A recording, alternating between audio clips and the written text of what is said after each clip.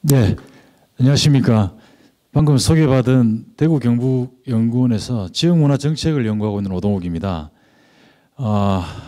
오늘 뵙게 돼서 너무 반갑습니다. 우리 대구 경북연구원은 그 대구시와 경상북도가 출자한 비영리 연구기관입니다. 거기에서 지역문화정책에 대해서 그걸 하는데, 오늘 마침 제 주제가 우리 대구의 문화에 대해서 여러분들하고 같이 이렇게 말씀을 나누는 건데, 마침 우리 플로어에 앉아 계신 분들이 다 저보다 연배가 있으셔서 제가 드리는 말씀에 오히려 조금 약간 호기심도 가지고 관심도 더 가질 수 있지 않을까 이런 생각을 합니다. 저는 현재 우리 연구원에서 그 문화정책을 연구하면서 주로 이제 어떤 일들을 했냐면은 그 대구 유네스코 창의도시로 혹시 지정됐다는 말씀 한번 들어본 적이 있습니까? 예, 그 대구 유네스코 창의도시 지정 사업을 제가 이제 책임 연구를 했고요. 또 동아시아 문화도시 사업을 얼마 전에 한번 했습니다. 그 동아시아 문화도시 사업도 제가 책임 연구를 했습니다. 그리고 문화도시 사업이나 간송미술관 유치나 이런 부분에 제가 이제 하면서 되도록이면 우리 시민분들이 좀 좋아하고 시민분들이 관심이 있을 만한 그런 부분에 좀 정책들을 해서 국가 지원을 좀 많이 받아올 수 있도록, 대구 시비만으로는 하기 어려운 부분들을 국가 좀 지원을 많이 받아올 수 있도록 하는 그런 역할들을 하고 있다고 이렇게 좀 좋게 봐주시면 되겠습니다. 오늘 이제 제가 1시간 반 가량 제가 강의를 하고 혹은 2시간까지도 할 수 있는데, 하면서 어떻게 보면 우리 대구에 대해서 소개도 드리고 선생님들의 반응도 보면서 너무 대구에 대해서 자랑적인 부분만 말씀드릴 수도 있습니다. 왜냐하면 짧은 시간에 이렇게 하다 보니까 이러한 위대한 인물도 있었다, 이러한 위대한 공간도 있었다, 마을도 있었다, 이런 부분 하다 보면 우리 대구가 잘한 것만 있나? 못한 건 없을까? 이런 생각을 하실 수 있는데, 그런 부분은 또 나중에 제게 질문을 하시면 또 한번 말씀을 드리도록 하겠습니다. 그래서 제가 미리 조금은 우리 대구가 해온 역사적인 어떤 그런 부분에 대해서 약간 긍정적인 부분으로 여러분들에게 말씀을 드릴 수 있다라는 그런 부분을 미리 양해 말씀을 드리겠습니다. 자, 공회당에서부터 콘서트하우스까지라는 이런 말씀 보면 우리 문화 정책의 흐름을 이렇게 볼 수 있는 그런 내용이 되겠습니다. 하나하나 이제 넘어가면서 해보겠습니다. 자, 이분이 누군지 혹시 아시는 분 있나요? 여기 이분이, 잘생긴 이분이 누구겠습니까? 아시는 분은 이 플로우를 꽉 채워주신 여러분들께서 답을 주셔야 제가 조금 더 편안하게 이렇게 피드백을 하면서 진행을 할 수 있습니다. 아까 누가 답을 말씀하신 것 같은데? 이상하죠? 그렇습니다. 대구가 낳은 아주 그 위대한 시인이시죠. 우리 대한민국의 3대 저항 시인 중에 한 분으로 이렇게 알려져 있습니다. 3대 저항 시인으로 보통 꼽히시는 분이 이상화, 윤동주, 그리고 이육사입니다. 자, 이육사 선생도, 이상화도 대구 분이지만 이육사 선생도 안동에서 태어나셔서 16세 때 대구에 와서 16세 때부터 30대까지 대구에서 기거를 하십니다. 그러니까 이육사도 안동 사람이기도 하지만 대구 사람이기도 한다는 거죠. 또 이상화와 이육사는 보기 드물게 대륜고등학교를 하고 관계가 있습니다. 혹시 대륜고등학교 나오신 분 계신가요? 없으십니까? 대륜고등학교에서 이상화 선생님이 선생님을 했습니다. 이육사는 대륜고등학교에 다녔죠. 물론 두 분이 같이 있었지는 않았습니다만은, 이상화는 대륜고등학교에서 우리가 알고 있는 시인이라서 국어 선생님을 했겠거니 하고 생각이 들겠지만 국어 선생님을 하지 않았습니다. 어느 선생님을 했겠습니까? 영어 선생님을 했습니다. 영어 선생님을 하시면서 복싱부, 권투부 코치를 하셨어요. 이분이 직접 복싱 선수로도 뛰기도 했습니다. 이상화가. 왜 그때 복싱을 대륜고등학교 학생들에게 가르쳤느냐? 일제강점기에 식민지 치하에 있는 나라는 학생들이나 이런 시민들의 체력이 탄탄해야 된다라고 해서 복싱부를 직접 사비를 들여서 만들어서 복싱부를 운영하셨던 분이죠. 이분은 1901년도에 태어나셔서 1943년까지 이제 하시는데, 이미 15세 때에 우리나라 이 그 시와 관련된 동인지를 만듭니다. 그 시를 만든 동인지 이름이 거화라는 동인지인데, 이 거화라는 동인지가 1915년에 나옵니다. 그런데 우리나라 최초의 시 동인지라고 되어 있는 창조와 백조는 1920년대에 나와요. 그러니까 이 거화라는 이 시집이, 시 동인지가 발견만 되면은 엄청난 값어치나 이런 가치가 있는 그런 부분인데 아직 발견이 되지 않고 있습니다. 그래서 이상화와 현진근, 이분들이 1915년에 만들었던 거화라는 이게 상당히 아쉽다라는 그런 게 들고요. 그리고 이상화는 1901년도에 태어나서 1943년에 돌아가시는데 이분이 빼앗긴 들에도 봄은 오는가, 나의 침실로라는 위대한 시를 많이 지었지 않습니까? 근데 시가 대부분 다 20대 때의 시를 짓고 절필이 됩니다. 왜냐하면 그때 이후에는 이제 독립운동도 하고 이렇게 하면서 형인 이상정의 독립운동을 도와줬다라는 그런 걸로 인해서 이제 피해 다니는 거죠. 그러다 보니까 이분의 작품이 1925년, 1926년에 나오고 나서는 거의 없습니다. 우리가 아는 위대한 시 빼앗긴 들에도 봄은 오는가가 이분 나이가 26살 때 지어졌습니다. 그 엄청난 시가 우리 나이로 보면, 지금으로 보면 여러분들이 보실 때나 제가 볼 때도 26이면 한참 철부지인데 그러한 시를 지었다는 것이죠. 그래서 이분이 시인으로서 상당히 위대하다는 걸 알 수 있는 부분이 우리나라 최초의 시비가 이상화 시비입니다. 그게 어디 있냐면은 어디 있는지 혹시 아시나요? 수성못이 아니고 제일 처음에 지어진 시비는 달성공원 안에 있습니다. 달성공원 안에 가시면 혹시라도 우리 선생님들이 달성공원에 산책하러 가시면 상화 시비를 찾아보십시오. 그 시비 안에 있는 시는 빼앗긴 들에도 봄은 오는가가 아니고 나의 침실로입니다. 그래서 상화가 가지는 이 시적 가치라든지 이런 부분이 상당히 뛰어나다 해서 후배들이 지어준 겁니다. 그리고 이상화는 일찍 아버지를 여입니다. 그래서 백부 밑에서 자라는데 상화의 형이 이상정이라는 분이 계시고요. 둘째가 이상화, 셋째가 이상백, 넷째가 이상오라는 분인데요. 제가 왜 이 네 형제에 대해서 여러분들에게 이렇게 말씀을 드리냐면은 형인 이상정에 대해서 혹시 여러분 들어보셨습니까? 예, 이상정은 우리 대구의 최초의 서양 화가입니다. 일본에 가서 서양화를 배워와서 개성고등학교에서 미술을 가르쳤습니다. 그때는 미술을 도화라 했습니다. 도화. 가르치다가 더 이상 내가 있어야 될 곳은 여기가 아니다. 이 일제강점기를 끝내야지만 된다 해서 독립운동에 뛰어듭니다. 그래서 중국으로 건너가서 임시정부에 들어가죠. 그래서 이분이 나중에 임시정부에서는 영남권 장관을 지냅니다. 그러니까 이상화의 형인 이상정은 독립운동을 했고요. 또 거기에서 만난 이상정 장군이 중국에서 독립운동을 하다가 만난 권기옥이라는 이제 형수가 되는 이 권기옥 여사는 대한민국 최초의 여류 비행사입니다.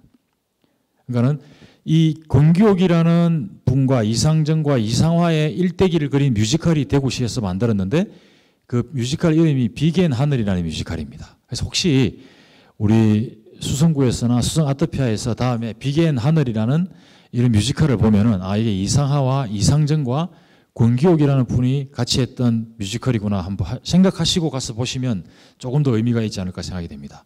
제가 왜 권기옥의 그 비겐 하늘이라는 뮤지컬을 소개드리냐면은 이 권기옥이라는 분은 우리나라의 최초 여류비행사가 3명인데요. 여류비행사 3명 중에 2명이 대구 분입니다. 권기옥이 관계가 있고 또 박경원이라는 분이 우리 대구 분인데 권기옥 이분은 왜 비행기를 배웠느냐 하면은 내가 비행기를 배워서 천안궁에 일본의 천안궁으로 바로 돌진해서 천안과 같이 자결하고 그리고 나서 우리 대한민국의 독립을 돕겠다라는 그런 목적으로 배웠는데 애석하게도 이분이 비행기를 다 딱 배웠을 때 그 해에 해방이 됩니다. 그래서 자기가 꿈꿔왔던 그 부분은 직접 되진 않았지만 하여튼 이 이상정이라는 형도 그렇고 권기옥이라는 분도 대단하다는 것이고요. 이상화가 둘째이고 바로 밑에 동생이 이상백이라는 분인데 이분은 또 우리나라 최초의 IOC 위원입니다. 서울대학교 교수로 계시면서 많은 사회운동을 하셨고 막내인 이상오 이분은 또 자연환경가입니다. 그래서 이처럼 아버지가 일찍 돌아가셨지만 이상정, 이상화, 이상백, 이상오 사형제가 상당히 지역적으로나 국가적으로 훌륭한 일을 많이 했다 해서 용봉 인학과 같은 이제 형제들이다 이렇게 해서 좀 칭송을 받고 있습니다. 그래서 여러분들에게 제가 조금 더 그 말씀을 드리고 싶어서 드렸습니다. 그래서 이 이상화 콘텐츠에 대해서는 사실은 이 우리 대구만의 콘텐츠가 아니라 대한민국의 킬러 콘텐츠로 대한민국을 대표하는 그러한 콘텐츠로 발전을 시켜 나가는 게 더 좋겠다 이런 생각이 듭니다. 자, 이 이상화가 이상화가 있던 시절에 또 유명했던 그 시인이 한 분 계신데 고월 이장이라고 혹시 들어보셨습니까? 봄은 고양이로다 하는 그 시가 있습니다. 아주 상당히 유명하신 분인데 그분이 호가 고월입니다. 그래서 한국 전쟁기 때 서울에서 많이 피난 온 사람들이 이렇게 있으면 안 되겠다. 우리 예술계에서도 뭔가 교육이 있어야 되겠다 해서 교육기관을 차립니다. 그 교육기관 이름이 상고예술학원입니다. 1951년부터 3년간 대구에 있게 됩니다. 이게 있다가 서울에 올라가서 서울예전이 되죠. 그 정도로 이게 상당히 의미가 있었던 곳인데 상고예술학원이라고 여기에서 있었던 강사가 누구냐면 여러분들 다 아시는 조지훈 아시죠? 성무로 아는 조지훈 청록파 시인, 그리고 구상, 그리고 여기에 참여하셨던 분이 유치환, 이런 분들입니다. 이런 분들이 이 예술학원 이름을 지었는데 이름을 상고라고 지었는데 상고의 상이 상화의 상자고 고자는 고월의 고자입니다. 그러니까는 일반 그 후배 예술인들이 볼 때 상하와 고월의 시세계가 상당히 높았구나. 그래서 이 두 분을 대표적으로 해서 상고예술인학원이라고 했는데 그 첫 번째 졸업식이 1952년도에 있었는데 어디에서 있었냐 하면은 여기 지금 아주 빛바랜 사진인데 상록다방에서 있었습니다. 예전에는 다방이 흔치 않았고 우리 대구의 구도심인 향천동, 우리 향천동 잘 아시지 않습니까? 그때 당시에는 대구의 주 도심이었고 거기에 있는 다방에서 주로 출판 기념회라든지 이런 졸업식이라든지 이런 행사를 했습니다. 그 다방 이름이 상록다방인데 여기 자세히는 안 보이나 시읒, 이영, 리얼, 기억이라고 되어 있습니다. 그래서 다방 이름을 이렇게 해놓은 데서 이런 졸업식이 첫 번째 나왔다는 것입니다. 그래서 이게 조지훈이 강사로 참여했던, 교수로 참여했던 그런 곳입니다. 상당히 의미가 있는 데라고 볼 수 있겠고 이 위치가 어디냐면 남문시장 내거리 아시죠? 남문시장 내거리에 보면 삼정 그린코아라고 저쪽에 좀 큰 아파트들이 들어서 있습니다. 네, 거기에 위치해 있었습니다. 그 위치 인근에 이육사 생가가 있었어요. 이육사는 대구에서 와가지고 17세 때 대구에서 장가를 갔고 이육사는 그 대구 양령시에서 독립자금 이렇게 해가지고 하다가 잡혀가지고 대구 형무소로 들어갔지 않습니까? 대구 형무소에서 복역할 때 받았던 수임 번호가 264번입니다. 그래서 이육사인 거죠. 그러니까 어떻게 보면 이육사는 안동하고도 상당히 관련이 있지만 대구하고는 더 관련이 있다고도 볼 수 있습니다. 그래서 이육사는 안동에서 태어났으니까 안동 사람이다 하고 우리 대구에서 안동에서 선양하겠지 할 것이 아니라 우리 지역과 바로 관계되시는 분으로 우리 대구에서 영웅으로 모시고 선양을 해야 되지 않느냐, 저는 그렇게 생각을 합니다. 제가 오늘 여러분들에게 소개를 드리면서 많은 예술인분들을 소개를 드릴 건데 모든 장르마다 여러분들이 더 많은 위대한 분들이 있는데 그분들 다 소개시켜 드릴 수가 없습니다. 그래서 한 장르마다 한 분 내지 두 분 정도를 소개를 드리겠습니다. 그래야지만 시간 내에 말씀드릴 수 있습니다. 지금 제가 이상화만 말씀드리는데도 한 15분 이상이 갔거든요. 그래서 조금 더 짧게 이렇게 말씀을 드려보도록 하겠습니다. 이분은 현진건입니다. 현진건. 자, 현진건도 여러분들 다 아시죠? 특히 그 단편 소설의 우리나라 최대의 대가입니다. 사실주의. 이분이 지은 소설 중에서 저는 이분의 소설은 한번 읽으면 처음부터 끝까지 그냥 다 읽어야지만 손을 놓을 정도로 대단한 분이죠. 특히 운수 좋은 날 한번 생각해 보십시오. 이분이 운수 좋은 날에 나오는 남자 주인공이 인력거꾼입니다. 부인은 폐병에 걸려서 돌아가실 지경이죠. 그런데 이 사람이 인력거를 끌고 나가서 아무리 해봤자 수입이 없습니다. 장사가 안 된다는 것이죠. 그런데 장사가 안 돼가지고 있는데 와이프가 계속해서 방에서 콜록콜록 폐병을 하니까 온갖 욕을 다 합니다. 그래 있다가 에이 오늘 나가서 돈이나 벌어 올 테니까 창고에 있거라, 네가 먹고 싶은 설렁탕 내가 벌어 오고 하겠다 하는데 부인이 오늘은 제발 나가지 말아주세요 라고 합니다. 부인이 뭔가를 예감한 듯하시. 그러니까는 이 남편이 바로 욕을 하지. 야 이년아, 네가 지금 나가야 네가 먹고 싶다는 설렁탕도 가져오고 뭐도 가져오지 않겠느냐라는 것을 정말 사실적으로 쫙 그냥 눈에서 보이듯이 이렇게 쫙 전개를 하죠. 그리고 나서 갔다 왔더니 와이프가 이렇게 싸늘하게 죽어 있습니다. 근데 그때 따라서 유일하게 드물게 장사가 잘 돼요. 그래서 막걸리도 한 잔 먹고 설렁탕도 사고 돈도 벌고 왔는데 야인이나 네가 좋아하는 설렁탕을 사고 왔는데 왜 너는 눈도 뜨지 않고 하는 그 부분을 정말로 가슴 깊게 감명 있게끔 쫙 연결하는, 그래서 우리나라 최대의 사실주의 작가라고 하고 있습니다. 사실주의 작가는 뭔가 눈에 보이듯이 이렇게 쫙 흘러나가는 작가인데 그때 당시 유명했던 단편 소설의 사실주의 작가에는 현진건 선생이 있고 김동인이라는 분이 있습니다. 여러분들 배따라기, 감자, 아주 유명한 그런 걸 했던 김동인이 있고 또 표본실의 청개구리로 유명한 염상섭이라는 분이 있습니다.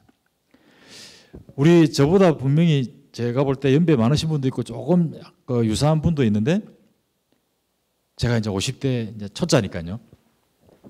염상섭의 표본실의 청개구리는 예전에 우리 교과서에 보면은 있습니다. 근데 사실주의처럼 개구리의 배를 딱 따가지고 실험실에서 과학 시간에 배운다는 그런 이야기가 나오지 않습니까? 혹시 여러분들 추억을 생각해 보시면 있을 수 있는데 그런데 그게 재밌는 하나의 에피소드가 있습니다.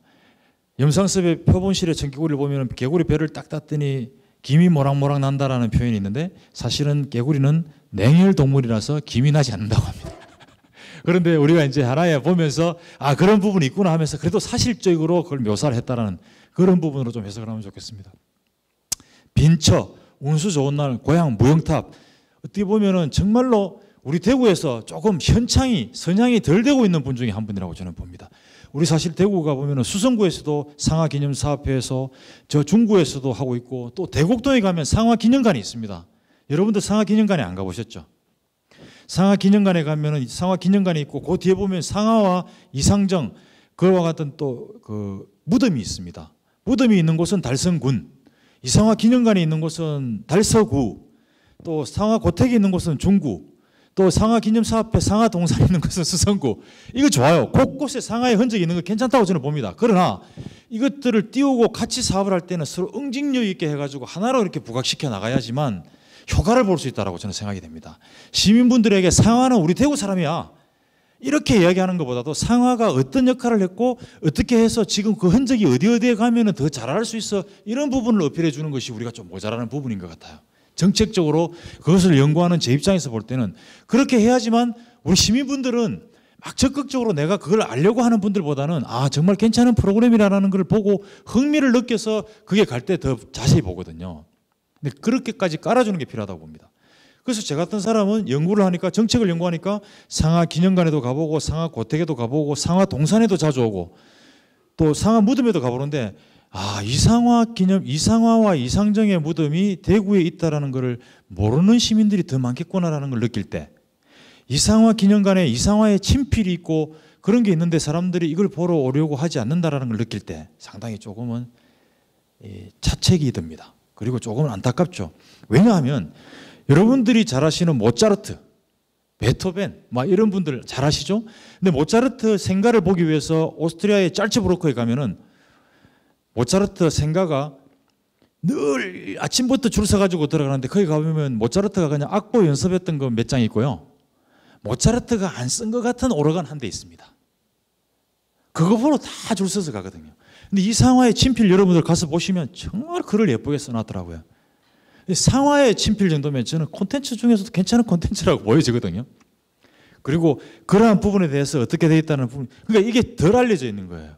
만약에 나중에 우리 여기 참여하신 분들이 탐방을 간다면 탐방을 가기 위한 부분도 우리 용학도서관에서도 충분히 검토해서 내겠지만 나중에 피드백을 할 때는 서로가 필요한 이런 공간들을 많이 알아서 어느 공간에 가서 우리가 확인을 이렇게 연결해 봅시다. 점적으로 있는 공간을 연결하는 작업을 한번 해볼 필요가 있다고 저는 생각이 됩니다. 우리 대구는 부산처럼 바다가 없습니다. 태종대가 없고 해운대가 없죠. 그리고 서울처럼 한강처럼 있는 거 아니고 우리 있는 신천은 건천입니다. 평상시에 말라 있는데 낙동강에서 10만 리터를 끌어들여서 깔아다 나오는 거지 않습니까? 건천, 말을 건천이거든요. 그러면은 우리 대구 같은 경우는 어떻게 대구를 알리고 문화 명소가 돼야 되고 관광 명소가 돼야 되겠습니까? 상하와의 고택, 상하의 흔적, 상하와 육사가 대령고등학교를 나왔다 하면 대령고등학교에서 저는 저 같으면 학교 이사장이면 대령고등학교 교문 앞에 상하와 육사의 동상을 세워서 밤마다 그쪽에 조명을 해서 지나가는 학생들이 와 우리 선배님 중에 우리 선생님 중에 저런 분이 있었구나라고 영웅감을 갖게 할 것 같아요. 그런 공간적인 점적인 요소들이 명소로 작용을 해야지만 저는 대구가 이 정말로 살기 좋은 문화적인 명소가 될 거라고 저는 보여지거든요. 그러니까 그런 점들만 있으면 또 안 됩니다. 약하고 그 점들 간에 잘 연결해서 선으로 만들어야 되고 그 선들 간에 또 잘 연결해서 면으로 만들어야 되는 것이죠. 이 작업이 나중에 탐방할 때 필요한 작업이라고 저는 생각이 됩니다.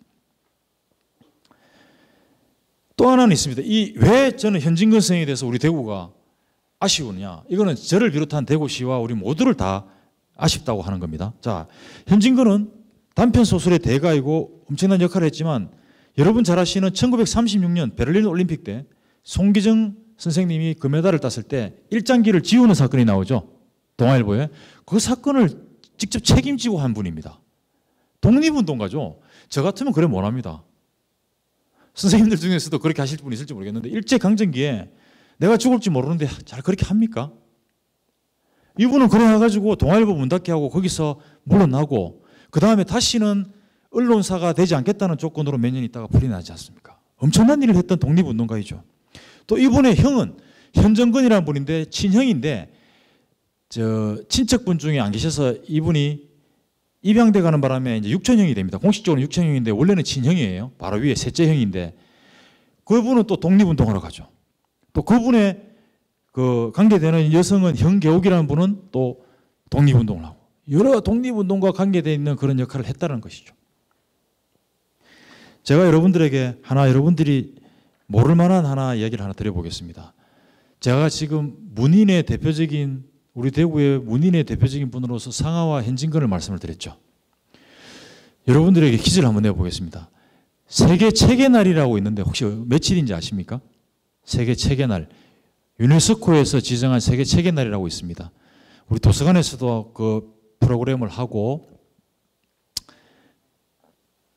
아주 똑똑한 분이 용학도서관에 저 근무하고 계셨네요. 저분이 또 저하고 이름이 똑같더라고요. 이동욱 선생이죠.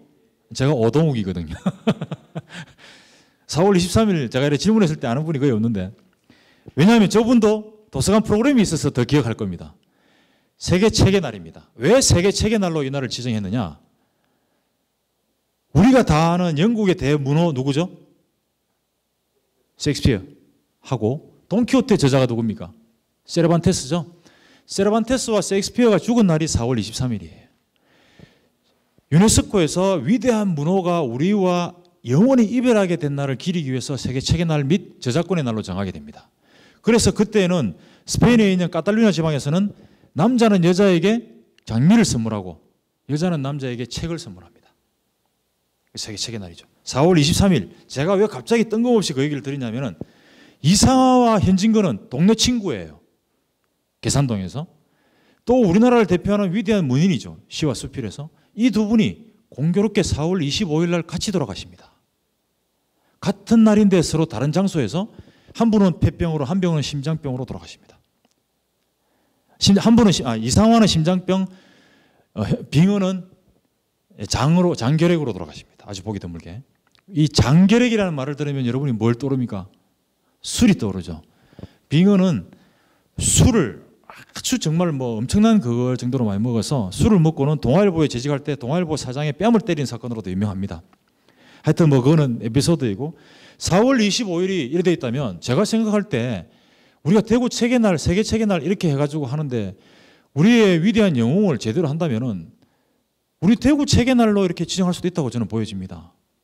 이상화와 현진건이. 왜냐하면 4월 23일과 4월 23일 날 하루 만에 이렇게 도서관이나 책의 프로그램을 다 소화하기가 어렵잖아요. 그러면 문인협회라든지 도서관이라든지 혹은 교육청이라든지 같이 협력을 해서 4월 23일과 4월 25일을 대구 책주간으로 하고 대구 책의 날, 세계 책의 날 해서 정부 사업에도 같이 진행을 하고 대구 책의 날도 하면서 모자랐던 우리의 문인들을 더 어필도 하고 선양도 하고 공간도 알게 하는 그럼으로써 우리 대구에 대한 정체성도 더 나올 수 있지 않을까. 저는 그렇게 생각합니다. 그래서 우리 용학도서관에서도 다른 곳에 비해서 앞서서 이걸 조금 더 검토를 한번 해보셔서 이끌어 나가시면 어떨까. 왜냐하면 대구는요. 파주 출판단지가 있지만 한강 이남에서 유일하게 출판단지가 있습니다. 저기 남대구 쪽에. 그리고 그것을 잘하기 위해서 출판산업지원센터가 있어요. 만약에 선생님들께서 내 자서전을 쓰고 싶다. 그러면 거기 가면 지원해주는 프로그램이 있습니다. 다 그렇게 연결되기 때문에 교육청, 도서관, 시, 그리고 출판산업지원센터, 문인협회, 아동 문학협회 이런 쪽하고 다 같이 해가지고 사흘도 저는 결코 길지 않다고 보는데 그런 사흘 정도에 좀 더 집약되어 있는 그러한 프로그램들을 하면 낫지 않겠는가 싶어서 제가 한번 제안을 드려봅니다. 그 다음은 박태준입니다. 음악으로 갑니다. 자, 여기서는 이제 여러분들하고 제가 좀 교감을 해야 됩니다. 박태준은 우리나라 최초로 가곡을 만드신 분입니다. 자, 우리나라 최초의 가곡이 동무생각인데 일부 예전에 저보다 더 빠른 시기에 교육을 받으셨던 분은 홍남파의 봉숭아라고 알고 있습니다. 봉숭아. 자, 봉숭아는 작곡은 먼저 했는데 곡을 가사를 뒤에 붙였어요. 그러니까 이게 무슨 말씀이냐면은 가사와 작곡이 돼야지 하나의 곡이 되죠. 그러니까 원래는 피아노로 하는 작곡을 했다가 나중에 그걸 붙여서 이 동무생각을 우리나라 최초의 가곡으로 봅니다. 그리고 또 우리나라 최초의 동요를 여러분들은 윤석중의 반달로 알고 계시죠? 우리나라 최초의 동요도 이분이 만든 가을밤입니다. 자, 가을밤 노래 혹시 아시는 분 계신가요? 알면은 이게 좀 재미나게 문화적으로, 저희들이 지금 문화 프로그램을 하지 않습니까? 문화적으로 서로 좀 피드백이 되면 좋겠습니다. 가을밤 외로운 밤 잠 못 드는 밤. 이러니까 무슨 노래인지 아시겠죠? 앞부분만 해도 여러분들 추억을 소환하게 되죠. 우리가 이런 분을 지금 선양을 못하고 있으면 안 되죠. 예술적으로. 그리고 이분이 또 만든 노래가 있습니다. 듬뿍 듬뿍 듬뿍 새 한 오빠 생각을 했죠. 또 이상하고 아름다운 도깨비 나라 하는 도깨비 나라도 했습니다. 자, 여러분들 지금 제 말이 맞는지 거짓말 같죠? 여러분들이 알고 있는 동요의 10곡 이상은 이분 곡입니다. 예, 그 정도로 많은 곡을 남겼고 또 이분은 또 뭘 했느냐면은 연세대학교에서 음악대학을 만듭니다. 자, 이게 무슨 의미가 있냐면 우리나라의 서울대학교 음악대학을 만든 음악대학의 초대 학장은 현재명 대구 사람이고 우리나라의 연세대학교 음악대학 초대 학장은 박태준입니다. 고려대학교는 음악대학이 없습니다. 자, 지금 제가 드리는 말씀은 우리나라의 음악대학의 이 뿌리 시초가 우리 지역이 배출한 음악인에 의해서 나왔다는 겁니다. 그래서 우리 대구의 계명대학교 음악대학이 그만큼 탄탄하고 뿌리가 깊고 음악 창의도시가 되고 하는 그 뿌리가 나온다는 것이죠. 예. 상당히 그러한 부분들로 이렇게 많았고 이분이 이 동무생각을 만들 때 여러분 아시겠지만 마산에서 창신학교에서 음악 선생으로 있을 때 국어 선생을 담당하고 있던 분이 노산 이현상 선생이에요. 노산 이현상과 같이 대포집에서 막걸리를 먹으면서 내가 옛날에 개성고등학교 다닐 때 저 옆에 있던 신명여고에 다니는 한 여학생을 짝사랑을 했는데라는 그러한 이야기를 하고 있으니까 노산 이현상 선생이 그래? 그럼 내가 가사를 써줄 테니 당신이 한번 곡을 붙여보시오 해가지고 탄생한 게 동무생각입니다. 그래서 여기에 백합 같은 내 동무야 하는 게 나옵니다. 그 백합이 바로 신명여고에 다니는 그 여학생이었는데 정말 안타까운 부분은 또 여러분에게 말씀드리겠습니다. 지금 저분은 제가 노래 부를 때 따라 불렀지만 혹시 연령이 40대 이하십니까? 이하십니까? 위입니까? 예, 그런데 지금 아시면 대단한 게 여러분들 지금 제가 불렀을 때 노래가 어떤 노래인지 다 이해하셨죠? 금방.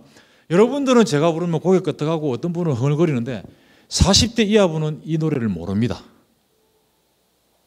자, 저기 뒤에 앉아 계신 분들 솔직히 압니까 이 노래? 자, 두 분 다 모르잖아요. 지금 제가 드리는 말씀의 가장 큰 핵심입니다. 문화는 단절되면은 다시 복원하기 정말 어렵습니다. 제일 무서운 게 단절이고 분절이고 끝나는 겁니다. 연결시켜서 기억을 해야 되고 그 과거의 기억과 흔적을 기억하게 해야지만 그 다음 더 나은 문화가 발전이 되어 갑니다. 지속 가능성에 우리는 보통 지속 가능성이라고 하면 생태, 환경이라고 보시죠. 정서적이고 소프트한 부분은 문화에서 나옵니다. 우리는 과거에 나중에 가서 조용필의 노래를 들으면서 추억을 이야기할 건데 밑에 애들은 조용필을 모른다. 그러면 우리하고 밑에 애하고 정서적으로 단절되는데 그 다음에 어떤 부분으로 좁힐 수가 있겠습니까? 문화적으로 교감이 돼 있을 때 좁힐 수 있는 거죠. 그게 문화의 위대함이. 그 문화적으로 되어 있는 도시에 창의적인 인재들이 오는 것이죠. 그런데 우리는 이미 단절을 하고 지금 저 두 분은 문화적인 기관에 근무하고 있지만 이 음악을 모르잖아요. 왜 그러느냐? 교과서에서 사라졌습니다. 우리 때는 교과서에서 배웠잖아요. 근데 교과서에서 사라지니 당연히 없어지는데 제가 확인해 보니 지역에서는 지역 교육청에서 음악이나 이런 예체능 교과서는 지역에서 할 수 있는 교과서를 선택할 수가 있어요. 그러면 지역에서 나오는 제가 볼 때 예술계 쪽은 우리 음악계나 미술이거나 하는 작품들이 많이 들어가서 우리 지역에 있는 학생들이나 이런 분들이 많이 보게끔 해야 돼요. 아예 싹 빼버리면 안 됩니다. 제가 지금 아무리 뭐 연세대학교 음악대학을 만들었다, 서울대학교 음악대학을 만들었다, 여기에 있는 10분에게 제가 했는데 나머지 10분은 그래도 그 음악이나 조금 아니까 제게 꼭이라 했지만 나머지 사람들은 제가 이렇게 해가지고 여기에 몰입하려고 해도 바로 핸드폰 꺼냅니다. BTS의 다이너마이트 듣죠. 블랙핑크 보지 뭐 박태준을 보겠습니까? 내가 이상하고 아름다운 이 사람은 내보고 이상하다 하겠죠. 그러니까 그러한 걸 경험했을 때 이래가지고 내가 어떻게 대구가 저력이 이렇게 있었고 문화적으로 이러한 도시였고 위대했다는 얘기하는 게 먹혀 들어가겠습니까? 우리 딸도 안 듣는데요. 그래서 우리의 선배님들이 제게 주시고 제가 우리 후배들에게 주고 할 부분에서 끊기지 않게 가야 되는 부분이 중요하구나. 예. 그래서 탐방 프로그램이거나 아니면 강의 프로그램이거나 이런 것들이 조금 해보고 반응이 돼가지고 약하면은 그거 더 갈 수 있는 방안을 찾아야 됩니다. 학생들에게 교육청에 가서 이런 걸 강의할 수 있게 지역학을 할 수 있게끔 하는 자리도 더 나와야 되고 지역학을 강의하는 사람도 보다 흥미롭게 더 낮게 접근할 수 있는 방법을 찾아야 됩니다. 내가 오동욱이가 조금 안다고 해서 내가 하는 방식으로 가서 하면은 안 먹히더랍니다. 그거 단절이죠. 그것도. 이 사람들 학생들의 지금의 눈높이에 맞게끔 하다가 동영상도 갑자기 좀 틀어주고 지금은 제가 노래를 불렀지만 나중에는 직접적으로 틀어주고 현재명의 거지밥 같으면 가수가 부른 거 한번 틀어주고 이렇게 해가지고 좁혀나가야 됩니다. 그게 상당히 필요하다는 말씀을 드리고 싶습니다. 자, 이게 현재명인데요. 이분은 또 어떤 분이냐. 대한민국 최초의 오페라를 만듭니다. 춘향전입니다. 바로 그게. 그리고 또 이분이 불렀던 노래 해는 져서 어두운데 찾아오는 사람 없어. 다 아시죠?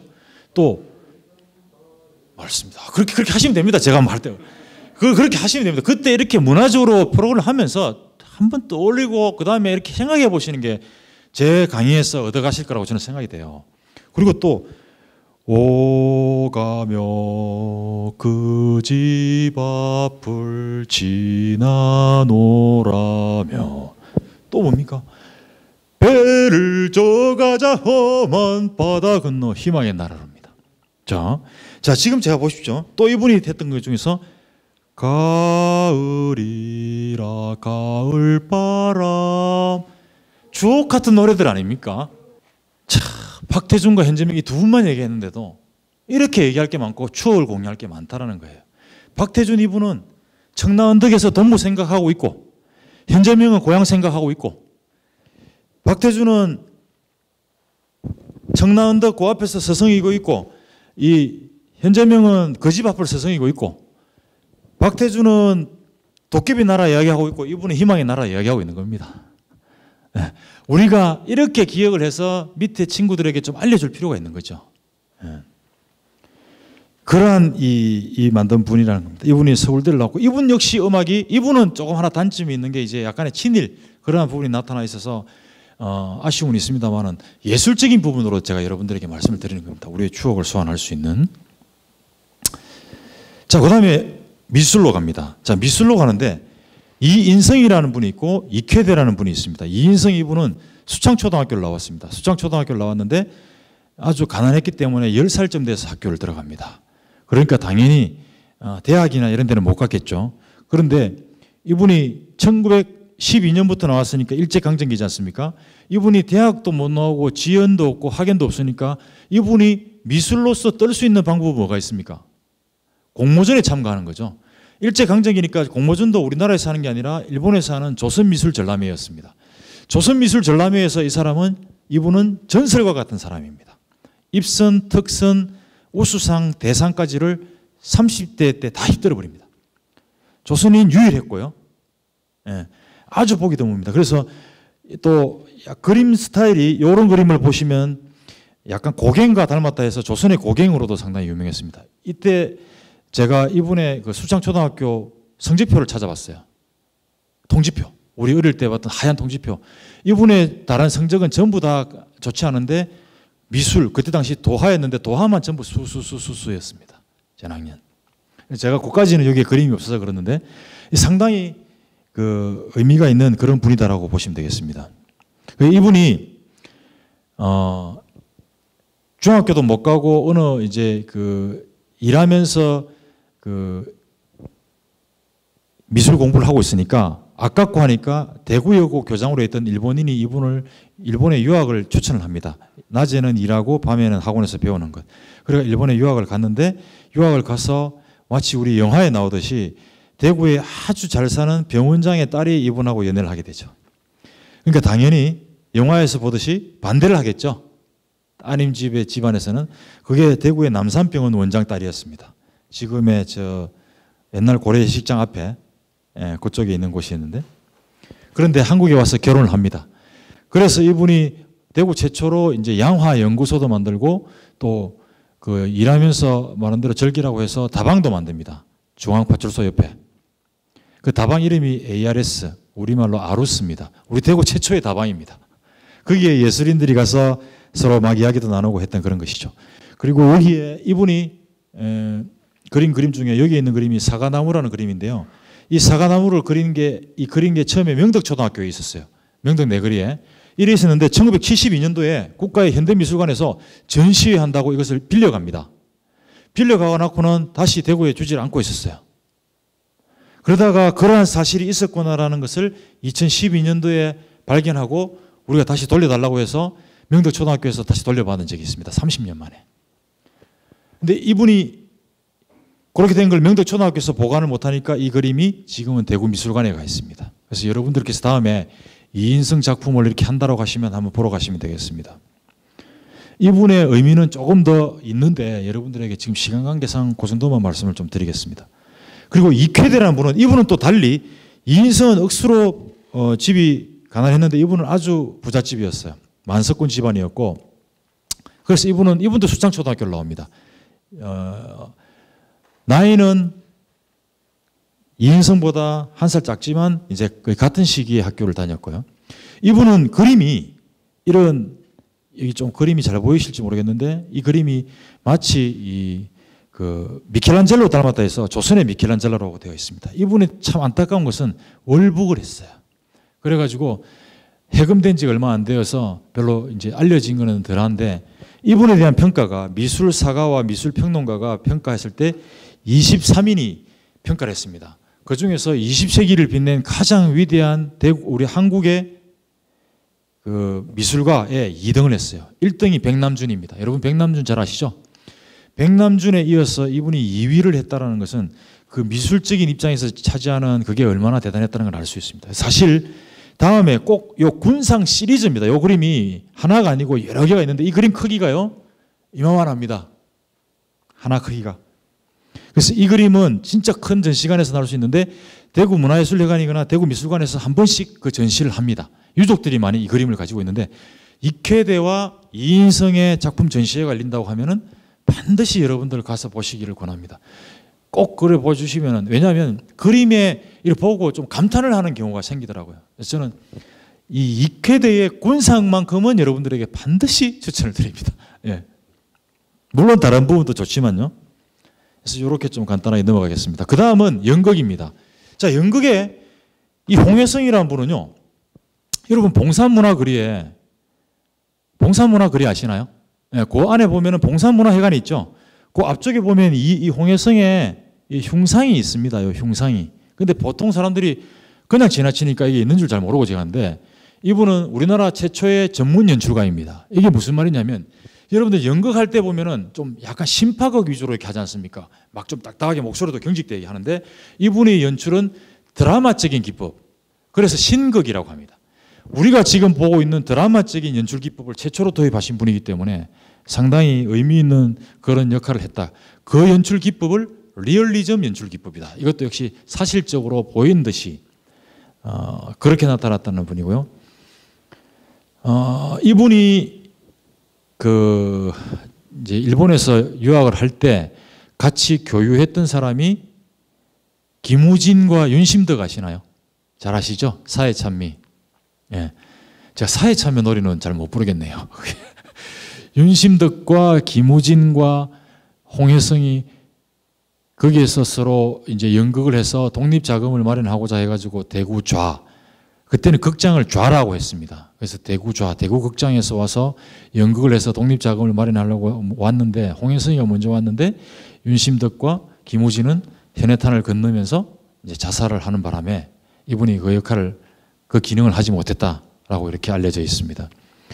그래서 우리의 어떻게 보면 이 리얼리즘 연출 기법을 통해서 신극을 했던 분이니까 상당히 의미 있는 분이죠. 제가 이렇게 한 명, 두 분만 이렇게 말씀드리지만 우리 지역 출신 분들이 우리 대한민국에 미쳤던 어떤 그러한 영향력은 상당했다라는 부분을 제가 지금 말씀드리고 있는 겁니다. 그렇게 해가지고 많은 지역 문화 자원들이 나왔어요. 그래가지고 이상화에 관련된 작품을 가지고 뮤지컬을 만들고 나의 침실로라는 뮤지컬을 만들었습니다. 박태준의 청라언덕을, 동부생각을 가지고 청라언덕을 만들었습니다. 다음에 국채보상운동, 이 부분을 가지고 오페라 불의혼, 뮤지컬 기적소리를 만들었습니다. 그리고 2.28 민주화운동을 가지고 덜불로 만들었고, 다음에 사문진 나루터 피아노 유입지를 통해서 100대 피아노 콘서트를 했습니다. 그리고 뮤지컬 귀신통 납시오를 했는데, 이게 왜 귀신통 납시오냐 하면은 이 그림이 오는데, 그때의 피아노는 다 철제였습니다. 철로 만들어졌다는 것이죠.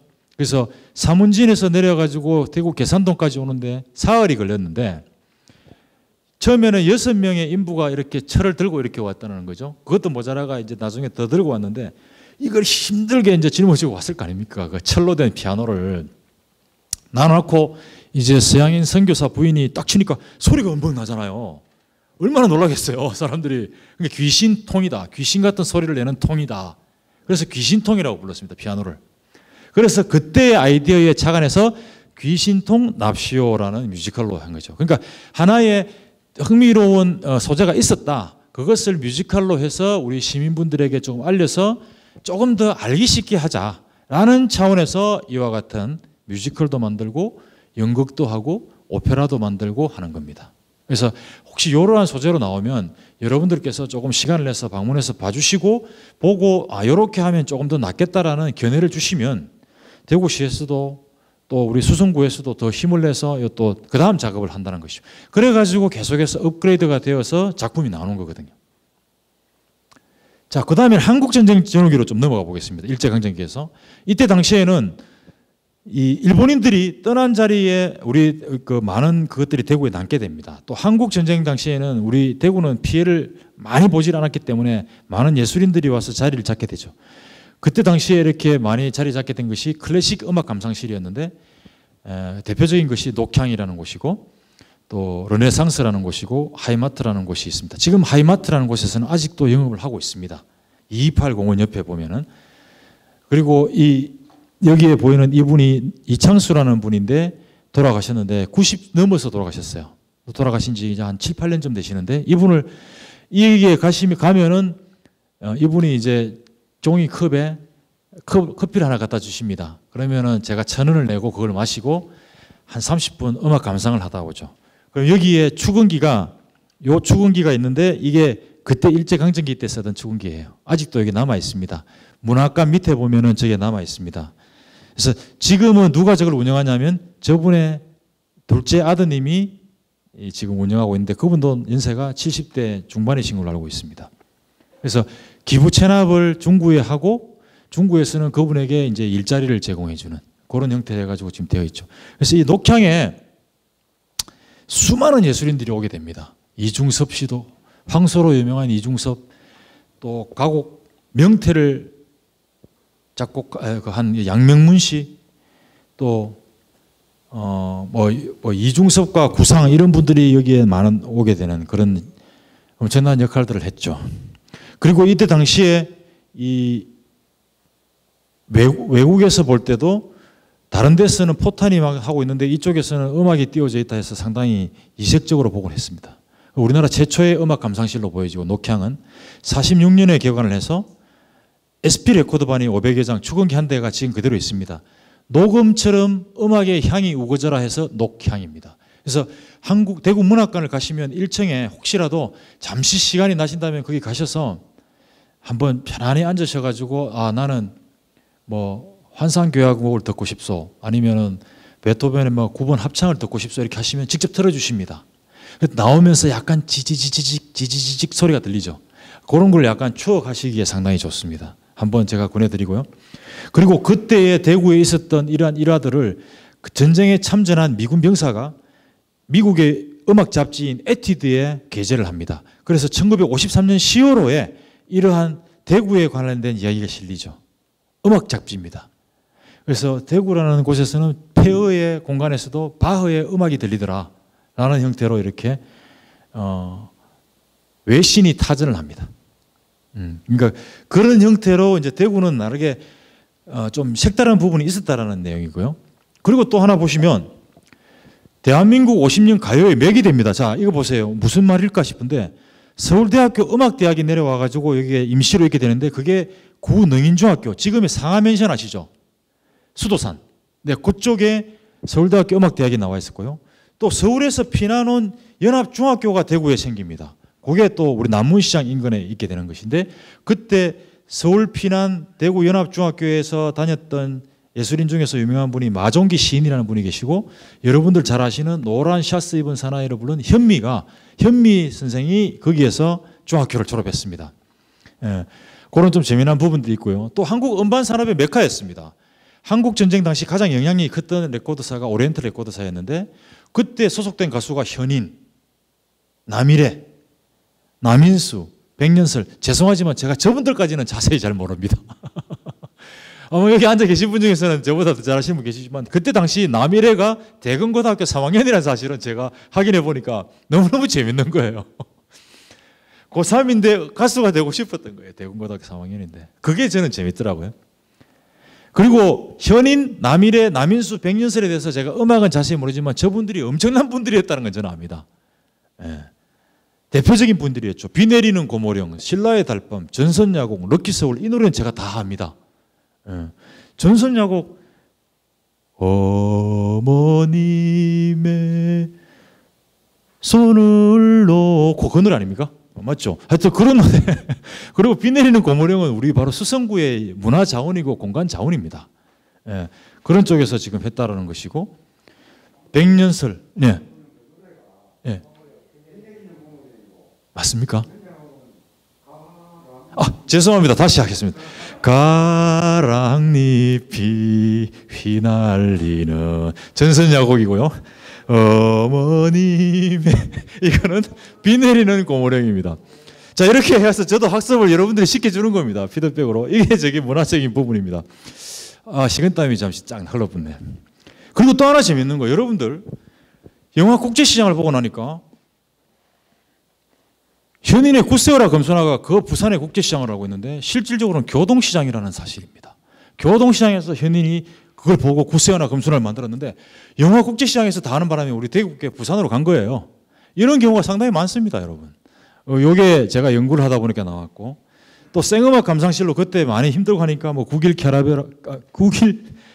카바레 이런 카바레들이 상당히 많았다라는. 그러니까 어떻게 보면 음악에 거의 시초적인 그런 토대가 됐던 부분들이 대구에서 많이 맥이 형성이 되어 갔었습니다. 그리고 또 여러분들이 지금 알고 계신 한일극장 있죠. 지금 한일 시집인데 이게 1931년 일제강점기 때 키네마 구락부라는 이름으로 등장을 합니다. 키네마가 영어로 시네마입니다. 일본 사람들이 키네마라고 불렀고 일본 사람들은 시는 크고 오는 무조건 오지 않습니까? 클럽을 구락부, 글러브 이렇게 불렀습니다. 그래서 예전에 여러분들 어렸을 때 시골에 사시는 분들은 구락부 하면서 이렇게 많이 불렀지 않습니까? 그게 클럽입니다.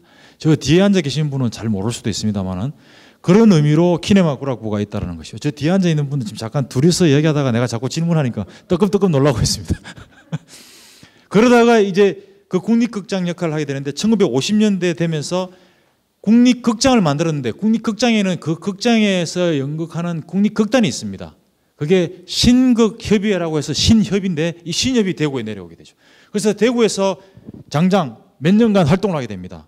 국립극장 역할을 5년간인가 5년 넘어 6년 가까이 하게 되죠. 그렇게 되면서 이름을 대구문화극장으로 바꿉니다. 그리고 그게 이제 한일 이렇게 되면서 이 건물 자체가 일제강점기에 키네마 구락부로 지어지면서 최초의 철근 콘크리트 건물이었습니다.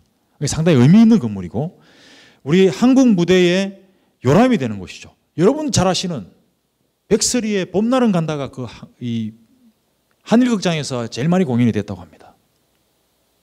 연분홍 이렇게 하는 건 노래 맞죠? 이 노래는 그 뒤에까지 갔는데 이 노래 우리 장모님이 좋아하셔가지고 지금 잘 모르겠습니다. 하여튼 그런 형태로 그야말로 주옥 같은 작품들과 가수들이 여기서 했는 것은 무슨 의미가 있느냐? 이분들로 인해서 우리 지역에 토대가 생깁니다. 뿌리가. 연극, 음악. 자, 이렇게 보시면 그 다음 걸 보시면요.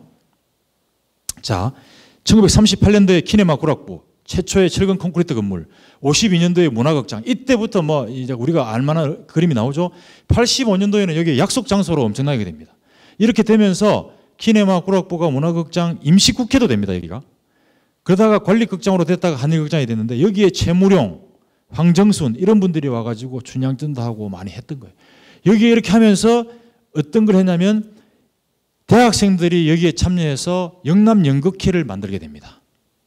그래서 대구 연극계의 뿌리 역할을 이런 하병천 같은 이런 분들이 하게 되면서 대구에 많은 공연 연극인들이 생기고 음악인들이 생기는 것이죠. 그래서 대구가 공연예술 중심 도시가 되고 유네스코 음악 창의 도시가 되는 토대가 되는 것입니다. 그때 당시 그것만 잊고 갔었으면 다른 역할들을 하는 분이 없었으면 지금 우리가 그만한 저력이 없다라는 걸 여러분들에게 말씀드리는 거예요. 다 그게 단절되지 않고 지속적으로 이어져 왔기 때문에 지금의 저력이 나타나는 겁니다. 그것을 저는 문화부건, 정부건, 유네스코 그때 사업을 할 때 가서 어필을 했어요. 제가 유네스코 음악 창의 도시를 하기 위해서 유네스코 한국위원회에 가서 대구시와 같이 가서 발표를 했는데 발표를 할 때 앉아 계시는 심사위원 중에서 한 분이 제게 그런 질문을 했습니다. 말씀 잘 들었습니다. 근데 내가 알기로는 대구는 섬유도시인데 섬유도시면 디자인을 해가지고 디자인 도시가 되시되 왜 음악을 하십니까? 해서 제가 그게 아닙니다 할 수는 없고 맞습니다. 근데 우리 대구는 한 10년 전부터 산업적인 부분과 문화적인 부분은 병행해서 가야 된다는 걸 확실히 알았습니다. 그래서 섬유산업은 패션산업과 같이 병행해서 나가고 산업적으로 문화적으로 음악에 저력이 있는 부분을 더 띄워서 문화와 산업이 같이 가는 걸 하기 위해서 유네스코 음악 창의 도시를 우리는 선택하게 됐다 해가지고 결국은 결과적으로 잘 되어가지고 이렇게 된 겁니다. 그렇게 하나의 시작을 알리는 토대들이 이런 과정을 겪었기 때문에 나왔다라는 말씀을 드리는 겁니다. 자, 그렇게 해가지고 되었던 거예요. 아까 제가 향천동의 다방 말씀을 드렸지 않습니까? 이 다방은 예술인들의 놀이터기도 했고 교류 공간이기도 했고 출판 기념회도 나오기도 했고 그야말로 종합적인 예술 공간이 됩니다. 아까 이인성이 우리 대구 최초의 다방인 ARS 아로스 다방을 만들었고 광복 직후의 첫 다방이 백조 다방이었는데 그 백조 다방이 지금도 귀하다는 그랜드 피아노가 있었습니다. 그때 당시에.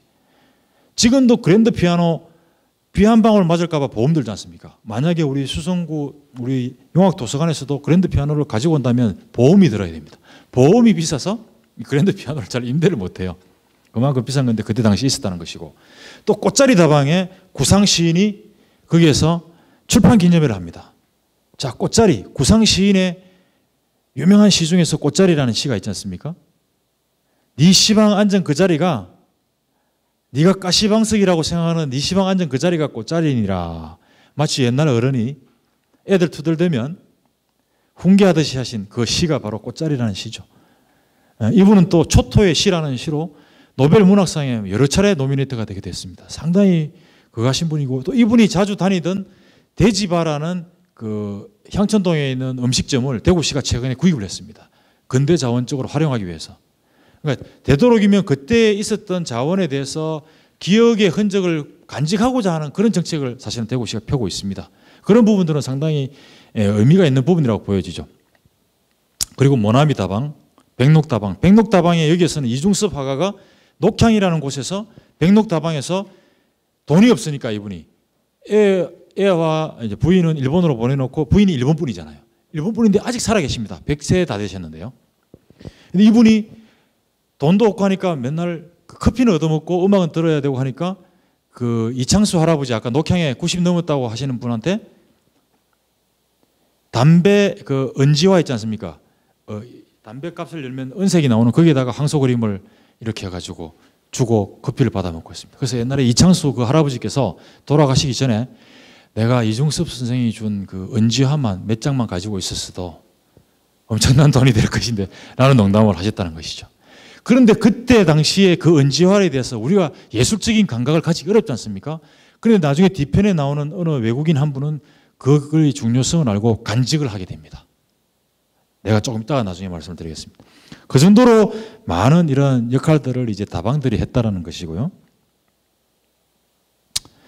자, 그 다음은 유치환 선생으로 한번 가보겠습니다. 왜 유치환을 갑자기 했냐면 이분은 통영 출신이신데 대구에서 큰 역할들을 많이 하셨기 때문에 제가 소개를 드립니다. 이분은 대구여고 교장을 하셨고 우리 대구 예총회 초대회장을 하십니다. 그때 당시에는 이제 대구 경북이 같이 있으니까 대구 경북 예총회장 초대회장이죠. 이분이 초대회장이고 6대 7대 회장이 김춘수입니다.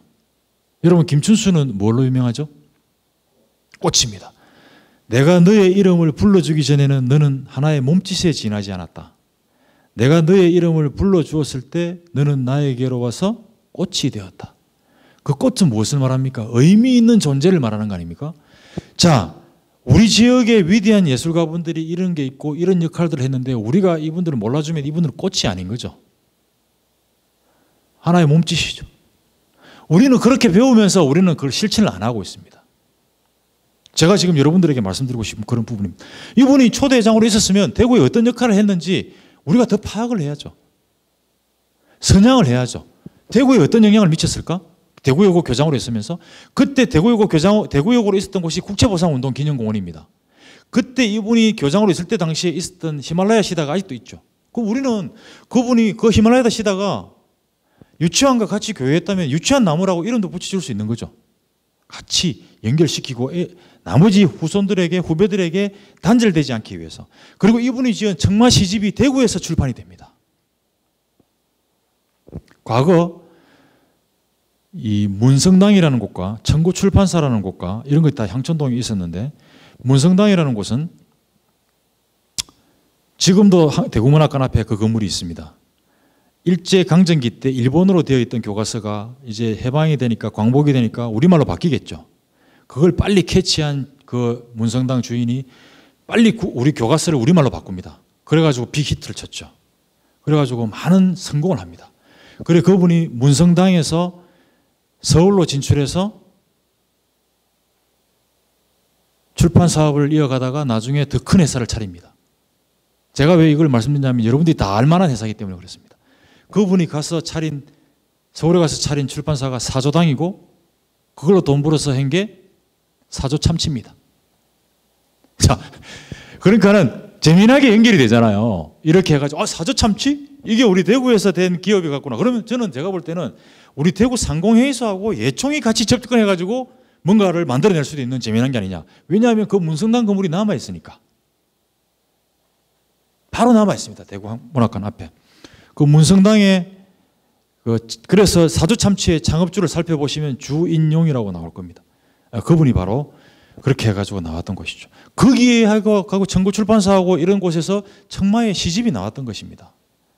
그러니까 우리 대구가 아니었으면 대구에서 그런 역할들이 제대로 안 됐으면 그런 것들이 안 나왔다는 거죠. 제가 드리는 말씀은.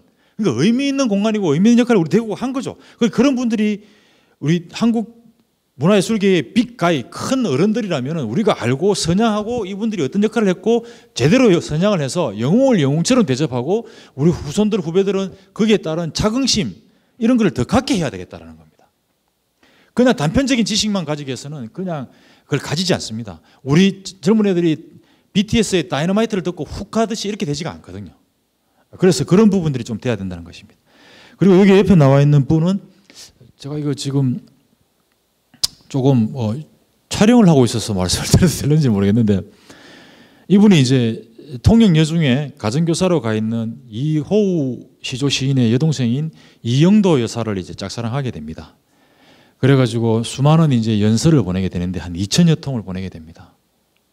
그러다가 이제 이취한 이분이 부산에서 갑자기 이제 교통사고로 돌아가시고 거기에 관련된 이제 책이 나오는데 그 책 이름이 이제 사랑하였으므로 행복하였네라는 책입니다. 여러분들 다 아시는 베스트셀러죠. 아직도 베스트셀러고 여기에서 나오는 인쇄비는 한국 문학협회를 위해서 쓰여지고 있습니다. 그때 당시에 상당한 큰 뭐랄까요 좀 이슈거리였는데 그 시 안에 이제 유명한 시들 중에서는 사랑하는 것은 사랑을 받는 것보다 주는 것이 더 행복하다라는 그런 게 있고 여러 가지 이제 주옥 같은 그런 시들이 있습니다. 그래서 이 이호우와 이영도 이분은 청도 분입니다. 청도에 유천이라는 곳이 있습니다. 저 밀양하고 청도하고 만나는 곳에서 지금 유천 문화마을이라고 있는데 거기 가면은 이호우, 이영도가 살았던 생가를 청도군에서 매입을 했습니다. 최근에. 그래서 그 옆에 있는 공원이 온누이 공원이고 시조 시인공원입니다. 그렇게 해가지고 아직까지 그런 부분을 조금 문화마을 형태로 만들어가고 있는 그런 부분이 있다는 것이죠. 자, 그리고 제가 지금 이 박목을, 구상, 김동리, 조지훈 이 네 분을 이렇게 한꺼번에 한 시트에 해서 하는 것은 제 결례입니다. 그러나 여러분들에게 이러한 분들이 다 우리 지역에서 역할을 했다라는 것을 알려드리려고 하는 겁니다.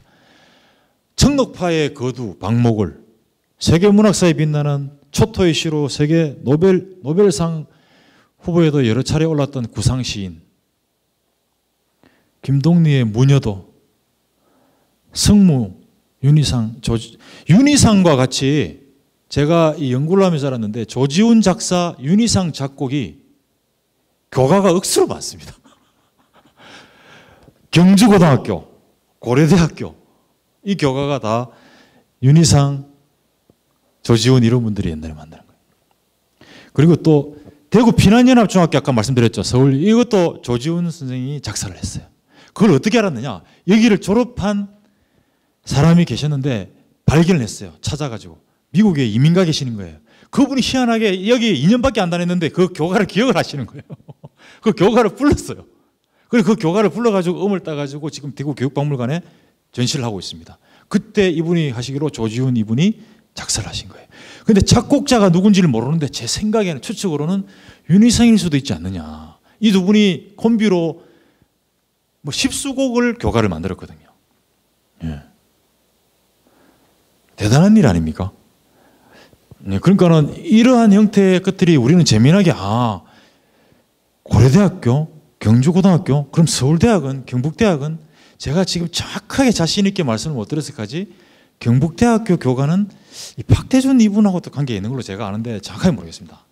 조지훈하고도 관계 있고 제가 다음에 한번 보면 이렇게 말씀드리는데 그때 당시에 이렇게 많은 시를 쓰시고 하셨던 분들이 교가도 작사를 하셨구나라는 거고 윤희상은 우리가 알기로는 상당히 유럽에 가서 아시아적인 전통에 섞인 그런 곡들을 많이 만들어 봤는데 우리 일상적으로 보이는 교가도 이렇게 작곡을 하셨구나. 흥미로운 부분이죠. 이 위대한 예술인 음악인 분들이 한국 전쟁기에 중요한 역할을 합니다.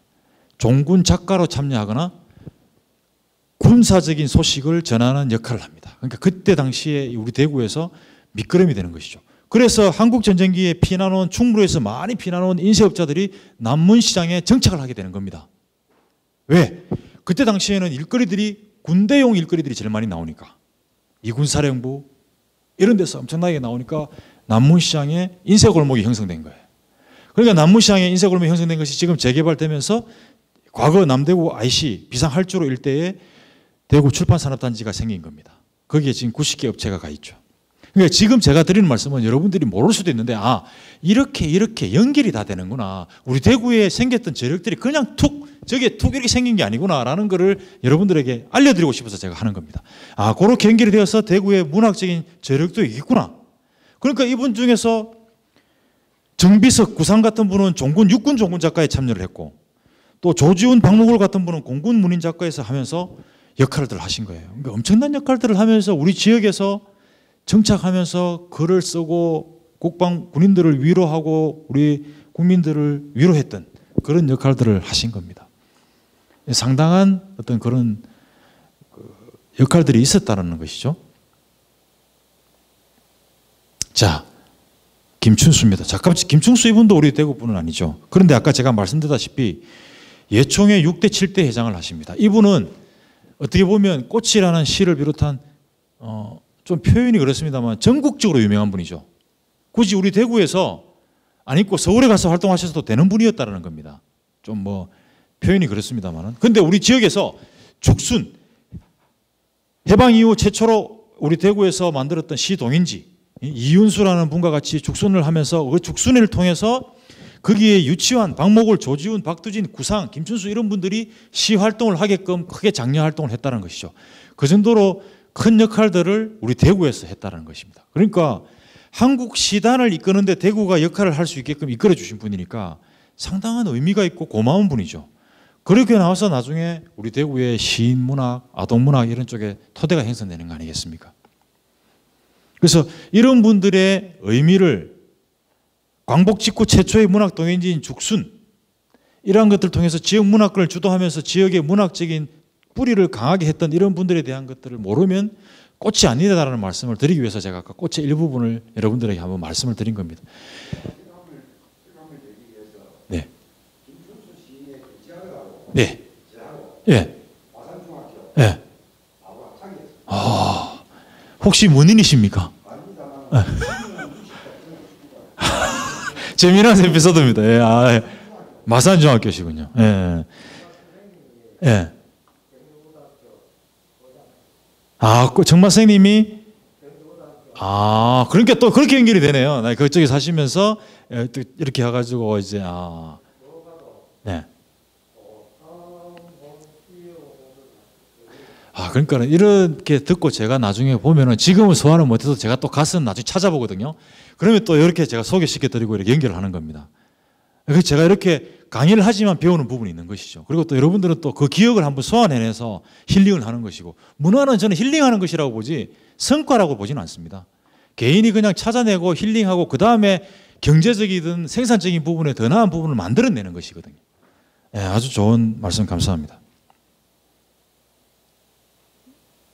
이분들에 대해서 제가 짤막하게 할 수밖에 없는 건 지금 제가 벌써 여러분들하고 약속된 시간이 10분 정도 이렇게밖에 안 남아서 조금 빨리 제가 진행하는 것입니다. 네. 자, 그 다음에 이중섭 얘기는 제가 왜 하냐면 이분은 대구의 출생도 아니고 하지만 여러분들 이중섭 미술관이 어디에 있습니까? 유명한 이중섭 미술관이 제주도에 있죠. 제주도의 서귀포에 가면 사람들이 중문에 안 가고 여기 맨드씩 갑니다. 왜냐하면요, 이중섭은 제주도에서 1년밖에 안 있었어요. 근데 대구에는 2년 넘게 있었거든요. 근데 제주도에서는 생가도 보존하고 그 부인을 깍듯이 모셔서 하니까 그 부인께서 이중섭이 쓰던 팔레트도 내오고 이 스케치도 가져오고 주고받았던 편지도 가져오니까 콘텐츠들이 생기는 거예요. 그 콘텐츠가 얼마나 귀합니까? 최근까지도 계속 주고받고 하면서 전부 다 대구 가면 서귀포 가면은 이중섭 미술관을 가봅니다. 가보면은 아주 자그마한 초가집이 하나 있고 이중섭 미술관이 있는데요. 차들이 주차할 수 없을 정도로 많이 옵니다. 이분이 자 이렇게 보시면 이런 그림들을 황소 그림들을 많이 그렸는데요. 저 요 중간에 요 그림을 보면은 이건 황소도 아니고 조금 묘한 그림이다. 요 그림이 고흐의 그림 중에서 고흐의 작품 중에서 마지막 작품이 밀밭 위의 까마귀라는 그림이 있습니다. 요 밑부분에 밀밭이 있어요. 그 부분에 까마귀 윗부분을 그림을 아마 이렇게 보고 이제 그림을 그리신 거죠. 그리고 또 요 그림은 또 여러분들 마티스라는 야수파 중에 유명한 화가가 있습니다. 마티스의 춤 그림하고 아주 유사합니다. 춤 그림에는 아마 6명의 사람이 도는 걸로 보이고 여기는 한 5명인데 이렇게 보고 이렇게 섭작 형태로 아마 그리지 않았나. 그러니까 이런 위대한 분들도 어떤 것을 보고 창조를 해냈다는 것이죠. 그렇게 나와 있는 부분이고 이 부분이 그린 언제와라는 그림이 지금 세 점이 어디에 보관되어 있냐면 뉴욕의 현대미술관, 모마라는 현대미술관에 보관이 되어 있습니다. 어떻게 이분의 그림이 거기까지 가게 되느냐면 이 맥타카드라는 이분인데요. 이분이 미문화정보원, 여러분들 혹시 시내에 미문화원 있었다는 거 기억나시나요? 예. 거기에서 있으면서 영남대학교에서 교수도 하셨던 이 맥타카드라는 분이 희한하게 녹향이라는 데 가서 보니까 이런 언지화라든지 이런 그림들이 희한한 게 있더라. 그래서 이분은 이거를 수집을 해서 보관을 하죠.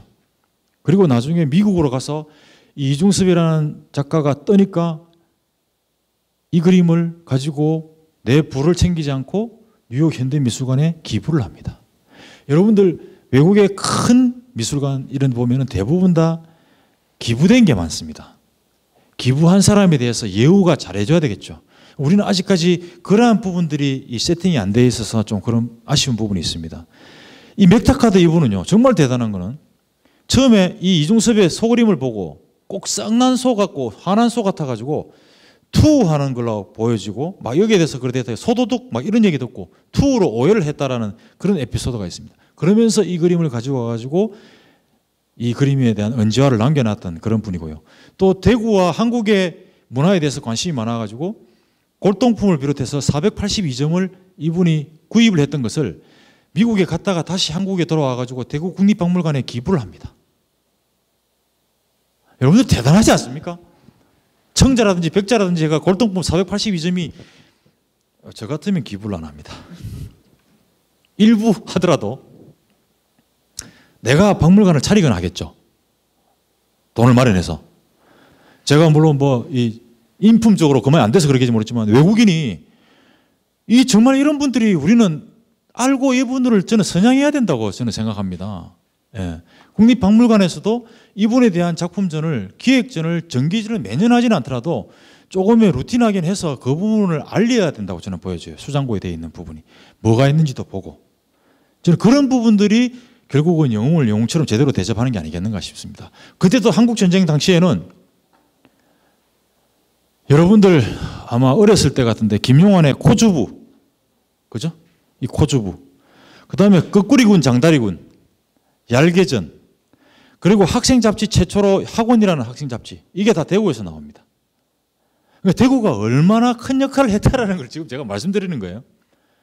그리고 이 학원이라는 잡지는 그때 당시 1952년도에 10만 부가 팔립니다. 우리나라 최대 일간지가 5만 부 나갈 때라고 합니다. 엄청나죠? 그때 당시 이 학원 세대가 누구냐 하면은 마당 깊은 집으로 나와 유명한 김원일, 박모굴의 아들 박동규 교수, 조세희, 난쟁이가 쌓아 올린 작은 공, 최명희, 황석영 이런 위대한 작가가 학원 세대였고요. 이 학원에 이분들이 냈던 것을 심사했던 분이 서정주, 조지훈, 김동리입니다. 이 그냥 세 분이 심사위원이었다는 그 자체가 설레는 거 아니겠습니까? 그죠? 그러한 부분들이 대구에서 다 일어났던 겁니다. 그러니까 이분들이 그렇게 하는 것을 보고 대구의 다른 문인들이 시를 쓰고 소설을 쓰고 심사를 하고 했던 거예요. 그러면은 대한민국 문화예술의 지형도에 저는 축소판이었다고 감히 조금 포장하고 싶습니다. 그때 당시에. 예. 그런 역할들이 우리 대구에서 있어 왔었다고요.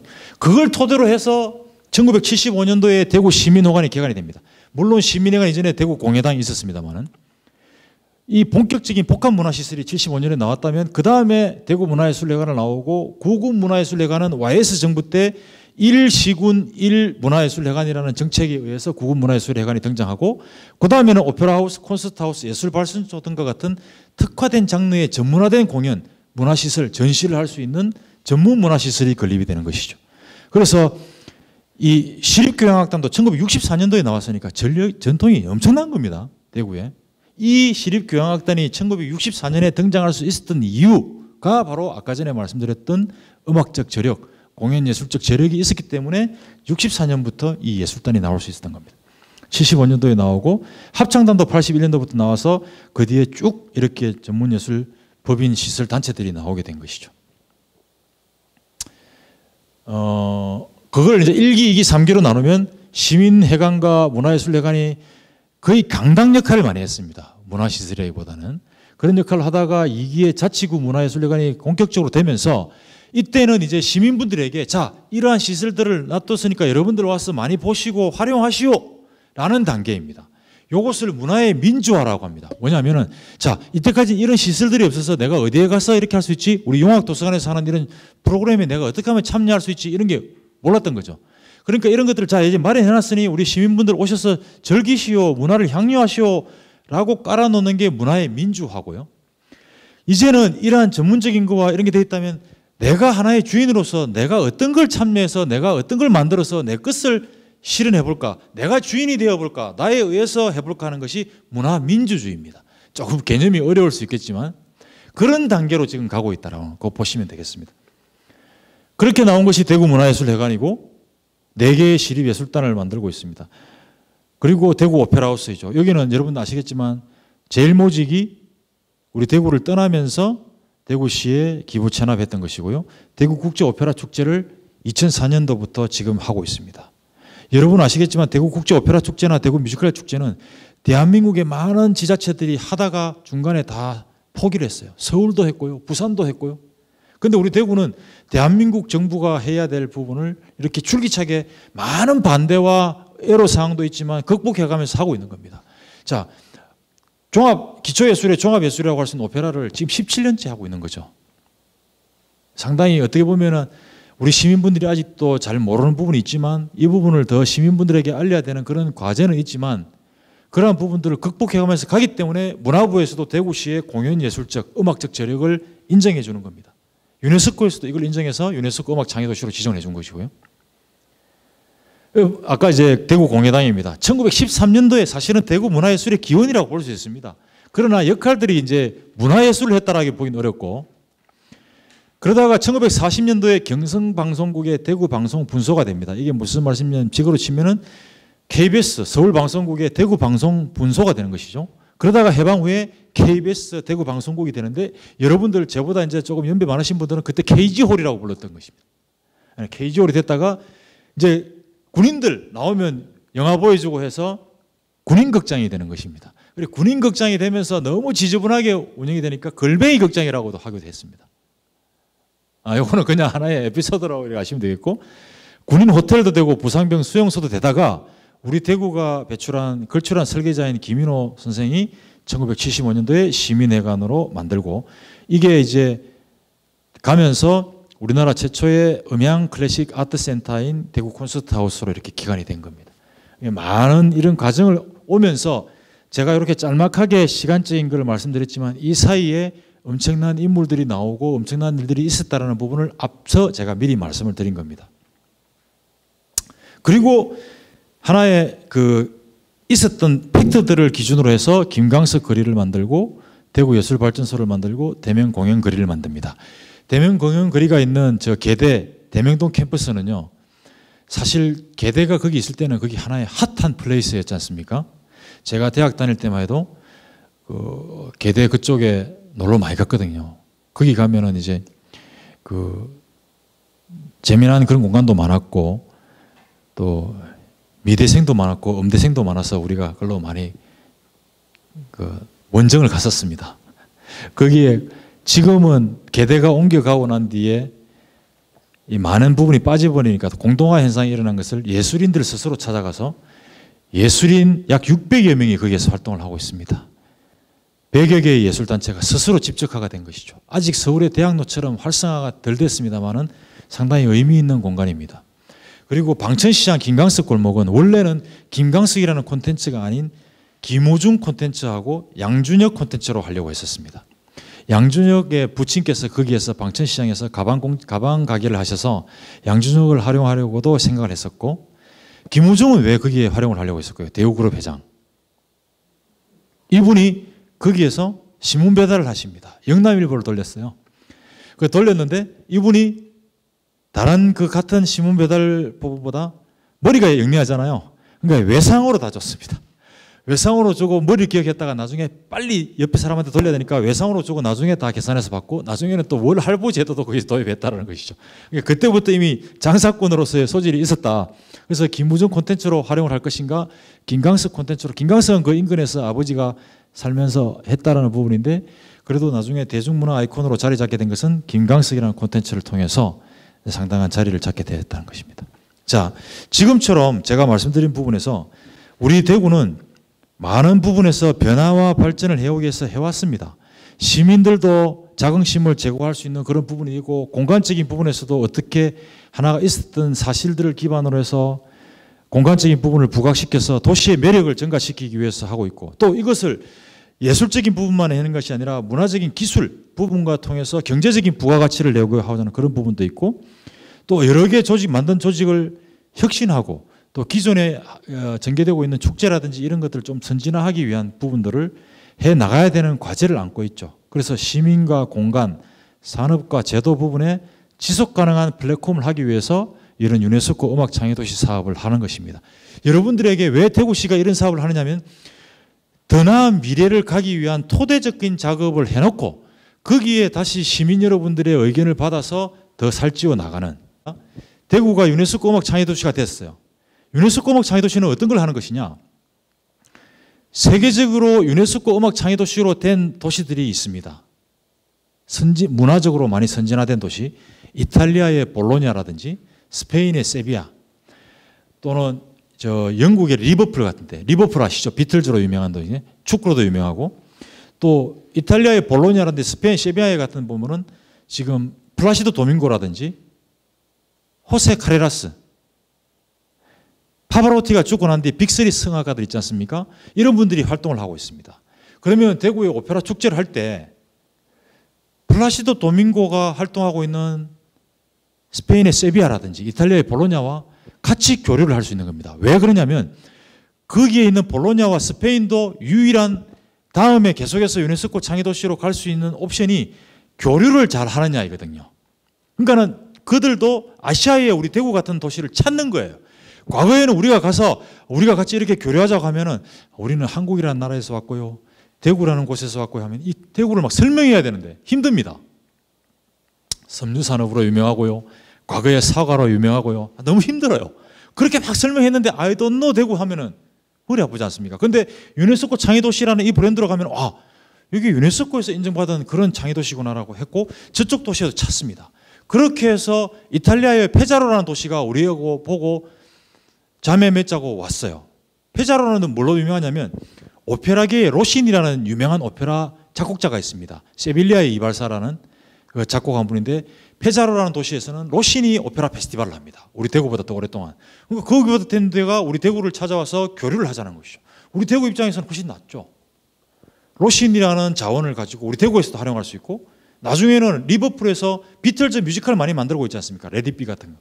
그러면 대구에서 뮤지컬 페스티벌 하고 있는데 그쪽은 어떻게 하고 있는지 교류할 수 있고, 사실은 여러분들이 오페라 페스티벌에서 잘 몰라서 그렇지 플라시도 도밍고라든지 호세 카레라스라든지 이분들이 와가지고 지금 나이는 많지만 와가지고 만약에 한국에서 오페라 축제를 하는데 같이 한다 하면 정말 많은 분들이 올걸요? 그러니까 우리가 재미난 아이디어들을 시민분들이 던질 수 있고 새로운 부분들을 기획할 수 있는 게 이 유네스코 창의도시를 할 수 있는 그 사업이라는 거예요. 국비를 받아와서 큰 건물을 짓는 게 아니라 이걸 토대로 해서 어떠한 재미난 사업들을 우리가 같이 아이디어를 낸다. 여러분들이 용학도서관에 낼 수 있고 수성문화재단에 낼 수 있고 대구시에 던질 수 있는 거예요. 조금 생각해서 내셔야 되겠죠. 너무 많은 걸 내면은 정리하기 어려우니까. 그래서 많은 곳을 탐방을 다니시고 이런 강의에 참여하시면서 본인들이 가지고 있었던 재미난 부분들을 가지고 유네스코 창의도시에 이런 부분 접목하면 재미날 겁니다라고 약간 정리해서 내주시면 여러분들도 보람이 있지 않을까. 그런 걸 하라고 되어 있는 사업이 유네스코 음악 창의도시입니다. 네. 저는 또 뭐 약간 좀 그게 맞는 좀 실현 가능할지 모르겠지만 플라시도 도밍고하고 존 덴버가 부른 노래 중에 유명한 노래가 있습니다. Perhaps love is like the ocean 하는 Perhaps love라는 노래가 있습니다. 아주 유명한 노래가. 플라시도 도밍고와 존 덴버가 했는데 존 덴버가 돌아가셨잖아요. 그러면은 이 플라시도 도밍고가 왔을 때 우리나라 뭐 최고의 가수가 같이 듀엣을 부를 수도 있는 거 아니겠습니까? 저는 그분이 뭐 조용필이고 이런 분이었으면 좋겠습니다만은 가능한 일이잖아요. 재미나게 접근할 수 있잖아요. 우리 또 조용필 선생님이 가왕 조용필 선생님이 플라시도 도밍고와 같이 한다면 그분이 수락할 수도 있죠. 그죠? 그렇게 아마추어 입장에서 저는 예술가가 아니니까 아마추어 입장에서 그런 아이디어들을 낼 수 있는 거예요. 유네스코 창의도시 사업은. 그러니까 그래서 창의도시입니다. 이러한 부분들이 시민분들은 공간적으로 제도적으로 어떻게 나아가면 낫겠다라는 걸 만들어서 우리 도시 전반적으로 창의화를 진행시켜 나가는 것이 창의도시입니다. 음악 창의도시라고 해서 음악이 발전되게 한다는 데 한정을 두는 게 아니라는 거예요. 음악이라는 더 강점이 있는 분야를 활용해서 우리 대구가 창의도시가 되는 것에 더 도움이 되자라는 쪽으로 간다는 것입니다. 마무리하는 장입니다. 자, 여러분들 저보다 더 연배가 많으신 분들 1997년도에 IMF가 왔습니다. 얼마나 힘드셨습니까? 1억을 빌리면 3천만 원을 이자로 내야 되는 그런 시대였지 않습니까? 그때 당시 우리나라는 그러한 좋지 않은 조건이 아니라 괜찮은 조건으로 IMF로부터 구제금융을 받기 위해서 엄청나게 노력하기 위해서 막 노력을 했죠. 그런데 우리가 가서 우리를 어필하는데 우리는 한강의 기적을 이루었고 그래서 우리 한국이 저력이 있으니까 좀 더 나은 조건으로 구제금융을 해 주십시오. 30%가 아니라 10% 이거 더 다운시켜서 더 좋은 조건을 해달라고 하니까 저기 있는 IMF에 있는 회원들이 I don't know Korea. 한강의 기적을 모르겠다는데요. 나는 독일의 라인강의 기적은 알아도 한국을 모르는데 어떻습니까? 여러분들 우리가 미국에 가서 집을 구하고 차를 구하고 할 때 내 개인 신용이 중요하다는 거 아시죠? 돈 많이 들고 간다고 해서 제게 집이 오히려 주는 게 아니잖아요. 그만큼 신뢰도에 의한 그런 부분인데 그 신뢰도를 잃게 하는 그 부분이 문화적인 부분으로 해결한다는 겁니다. 그리고 나서 이 기소로망이라는 프랑스의 석학자가 그런 얘기를 했습니다. 우리가 IMF를 다 갖고 난 뒤에 한국에는 활용되지 않은 문화적 가치가 너무 많다. 곳곳에 있는데 세계 경쟁에 이기기 위해서라는 거기에 상품에다가 문화적 가치가 이만큼 있다는 걸 어필을 못 했다는 거예요. 그 한국이라는 도시에 가지는 문화적인 저력을 어필을 안 해놓으니까 다른 지역에서 한국을, 다른 나라에서 한국을 몰랐다는 거예요. 이것을 지역에다 해보면 우리 대구에도 우리 경상북도에도 많이 어필할 수 있는 위대한 예술가분들이 있고 위대한 예술 공간들이 있고 작품들이 있었고 연결되는 부분이 있었는데 그걸 우리가 어필을 못하면 우리 대구가 그만큼 다 모른다는 거예요. 2011 대구 세계 육상 선수권 대회를 유치해 올 때도 대구시가 여러분들은 그냥 쉽게 외국에서 준 걸로 알지만 대구라는 곳을 알리기 위해서 너무너무 힘들다는 겁니다. I don't know 대구 하는데 위원분이 I don't know 대구 하는데 어떻게 설득을 합니까? 그러면은 우리가 조금 더 홍보를 못해서 그랬습니다. 그러나 우리 대구는 유네스코에서도 이제 인정한 음악 창의 도시로 되어서 세계적인 음악 창의 도시들과 교류를 이렇게 하고 있습니다. 최근에는 플라시도 도밍고도 와가지고 같이 협연됐고 하면 그분이 그래요? 내가 몰랐네요 라고 바로 바뀔 수 있는 저력이 있다는 것입니다. 메이드 인 코리아, 메이드 인 대구가 될 수 있는 게 있는데 우리가 활용을 못하면 안 된다는 것이죠. 당연히 경제가 문화를 지탱하죠. 경제가 있어야지만 지탱을 하고 경제가 있어야지만 여러분들이 거기 앉아서 제 강의를 들을 수 있는 겁니다. 그런데 그 경제가 정말 더 살이 찌고 더 나은 곳으로 나아가게 하는 부분은 문화가 같이 병행이 돼야지만 그게 더 잘 나갈 수 있다는 것이죠. 그래서 저는 경제가 문화를 지탱하지만 문화는 그 경제를 향도한다라고 저는 표현을 합니다. 더 낮게 나아갈 수 있는 방향으로 하는 부분이 있는데 우리가 하지 않으면 안 된다는 것이죠. 그래서 문화가 성장 동력이 될 수 있다는 겁니다. 문화는 경제적으로 가는 게 아니지. 여기에서 말하는 성장 동력은 모멘텀이고 계기고 그렇다라는 것이죠. 그걸 활용 못하면 우리만 안 된다는 것입니다. 과거에 우리의 백범 김구 선생님은 이봉창 선생님을 천왕궁에 수류탄을 던지기 위해서 이봉창이라는 젊은이를 보냈고요. 윤봉길 선생님을 상하이에 있는 홍커 공원에 도시락 수류탄을 쏴가 보내면서 동지 지하에서 만납시다라고 이렇게 보냈습니다. 얼마나 많은 이 젊은이들을 그런 곳에 보내면서 얼마나 많은 갈등과 고뇌에 쌓이셨겠습니까? 백범 김구 선생님이. 그런데 이분이 그런 말을 하셨습니다. 그럼에도 불구하고 우리의 부는 내가 생활할 만하면 족하고 힘은 침략을 막을 만하면 족하다. 그러나 내가 한없이 가지고 싶은 것은 높은 문화의 힘이다라고 했습니다. 그때 일제강점기에 젊은 친구들 사지로 보내면서 그 많은 걸 하면서도 결국은 우리의 조국이 보다 더 나아가야 되는 방향으로 더 나은 살기 좋은 나라가 되려면 이 문화적인 힘을 갖춰야 된다는 것을 강조를 하신 거예요. 우리는 그러한 부분에서 이 나름의 시사점과 나름의 그런 부분을 가지고 문화가 경제 따로 가고 나중에 문화가 받쳐준다고 하지 말고 경제가 갈 때 문화가 같이 병행해 가면서 이래 갔을 때 더 큰 걸 만들 수 있다는 것을 우리 시민분들이 주장하고 우리 시민분들이 그것을 맞다라고 요청을 하셔야 되는 거예요. 먹고 살기 어려운데 여기 지금 길 놔야 되는데 하시는 것도 좋지만 여기 놓으면서 조금 더 문화적으로 놓자. 문화적으로 연결해보자.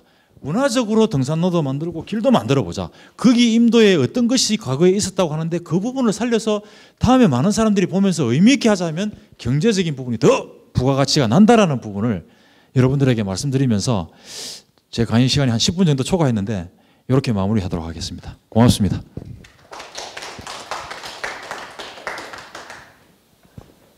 혹시 제게 이제 질문을 하시거나 아니면 코멘트 하실 게 있으면 주셔도 좋겠습니다. 네. 지금 우리가 문화 발전을 위해서 많이 노력하고 또 문학적인 발전을 위해서 문인협회에서도 많은 노력을 하고 있습니다. 지금 문인협회 심우섭 선생님 같은 경우에 그분이 매주 토요일 날 이렇게 시민을 상대로 해서 모아가지고 뭐 주로 이제 문인들 중심이 되겠죠. 그 문화유적지를 다니면서 그분이 해설도 하고 또 나름대로 작품의 소재를 발굴하도록 그렇게 지금 활동하고 있거든요. 그런데 그게 이제 시민들한테 널리 알리지 못해가지고 좀 더 발전되도록 이 시민들이나 이런 홍보를 할 수 있도록 그런 정책적인 좀 지원이 됐으면 좋겠고, 그 다음에 아까 이제 우리 문학적으로 이렇게 역사적으로 쭉 얘기를 했는데 우리 대구가 사실은 그 전에 해방 전에도 문학적인 그 근거가 있었고 밑바탕이 있었고 했지만 한창 우리 6.25 사변 그 전쟁 때 전시 문학이 상당히 발전됐었거든요. 그래서 뭐 이름을 밝히기가 그렇습니다만은 그 시인협회 그 김성경 선생께서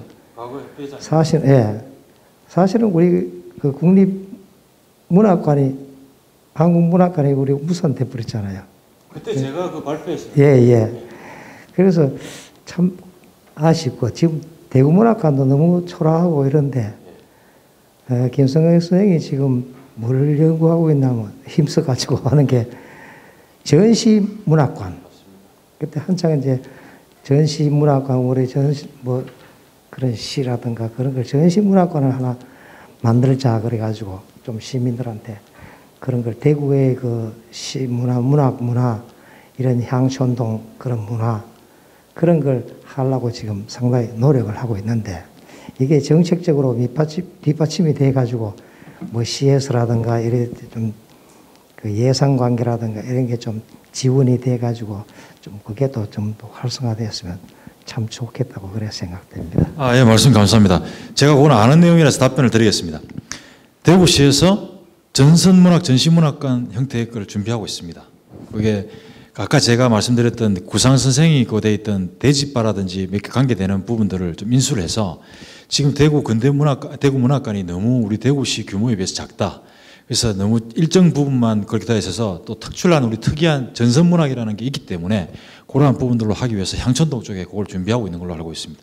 지금 말씀을 들었으니까 이제 시민분들도 그런 수요가 많다라는 부분을 제가 전달 드리도록 하겠습니다. 네. 예, 말씀하십시오. 예. 감사합니다. 결국 어떠한 정책이나 어떠한 무엇을 갖고 나가려면은 굳이 이름 하나하나를 밝히지 않더라도 많은 시민들의 호응, 박수 소리, 이 박수 소리가 커질수록 그 앞에서 뭔가 추진하고 일을 하는 그 문화 사업이 제대로 힘을 받는 거 아니겠습니까? 특히나 지방자치가 이루어지고 있는 현 시점에서 볼 때, 그래서 자그마한 것부터 나중 사업을 하더라도 우선 오늘 제가 강의를 들어보니까 선생님이 강의하시는 그 부분을 요 정도 인원으로 듣고 말기에는 너무나 안타까워서 혹 여기 도서관장님도 계시고 하니까 코로나가 수치근하고 조금 좀 이제 마음을 놓을 때 여기 꽉 찼을 때 사람들이 그때 제 강의를 한번 부탁합시다. 충분히 저희들이 이런 기회를 한 사람으로 더 많이 참석을 해서 같이 했으면 하는 아쉬움, 이걸 표하면서 앞에 일선에서 수고 많으십니다. 대단히 감사합니다. 네.